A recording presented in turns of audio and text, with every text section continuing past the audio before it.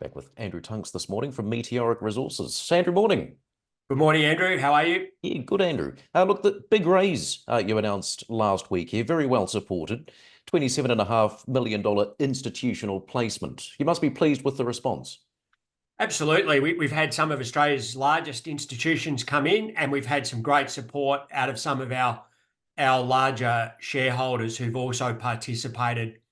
And at the same time, we as a company also appreciate that life has been tough for some of our little shareholders lately, and we've seen a substantial fall in our share price. I'll talk about that more in a minute, but we were very keen that they be offered these prices as well. So at the same time as the SPP, we're also, at the same time as at the same price is what I should say, we are running an SPP so that every shareholder can participate should they choose to do so. Hmm. Well, Andrew, from some of the recent conversations you've been having, what's the feeling and the outlook for the rare earths market? Well, ultimately, I believe that the rare earth market has to go up because I think that it's completely unsustainable where it is. And if people want to not just take my word for that, there are two awesome presentations by Aluka addressing this very subject. Go and have a look at what they said at the Macquarie conference on the 8th of May. And what they're really saying is that there's a monopoly in the rare earths industry. We all know who has that monopoly. And there's a very deliberate strategy to drive down prices, to control that monopoly and to stop the flow of new projects. And that Aluka presentation says that beautifully, but everyone in the industry sees that.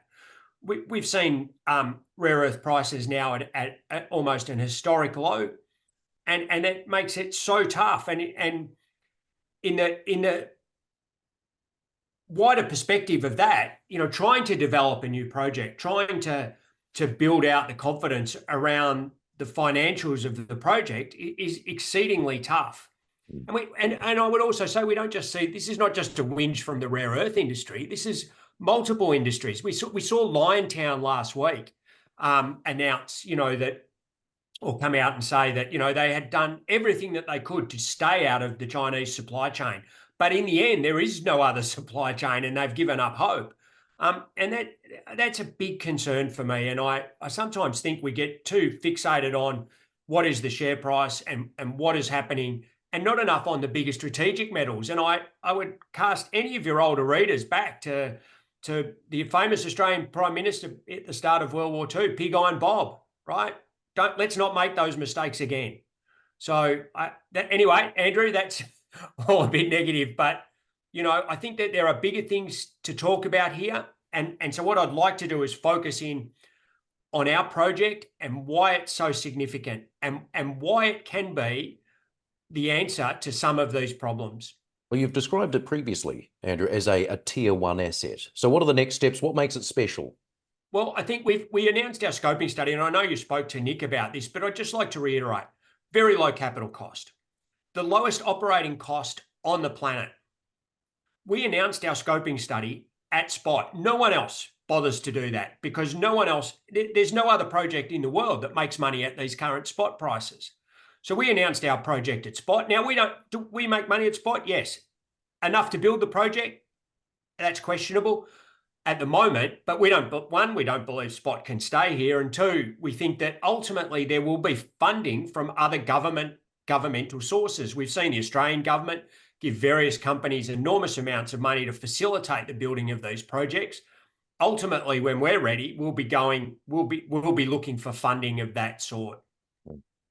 And then I would say, on the back of that, we've still got this massive resource, which we've barely touched, but we don't need any more resource, Andrew. The resource is so big. It's already a plus 100-year mine life in any scenario. Having said that, I believe as an explorer my whole life, there are still opportunities for us to find more sweet spots, better heavies. All geology is heterogeneous, that it's never the same. And we know from Capo de Mel, we know that where our mining will start, there is nothing else like that at the moment in our project even. We don't see, and none of our competitors have anything else like that, 0.5% truly ionic value.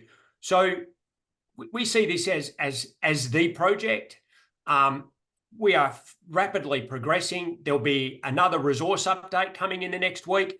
That will instantly improve the scoping study. Can you believe that? The scoping study, which is already the world's lowest cost, will improve because there's more super high-grade tons coming from Caldeira very early in the mine life. So that will change. That'll be probably a week away. We're just finalising those numbers.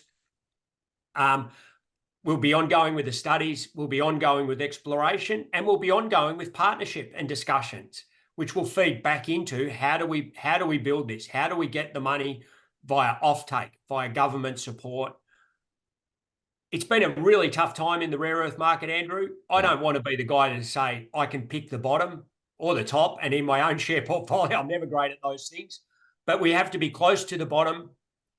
And I don't mean so much of our company, but the rare earth industry is at a nadir.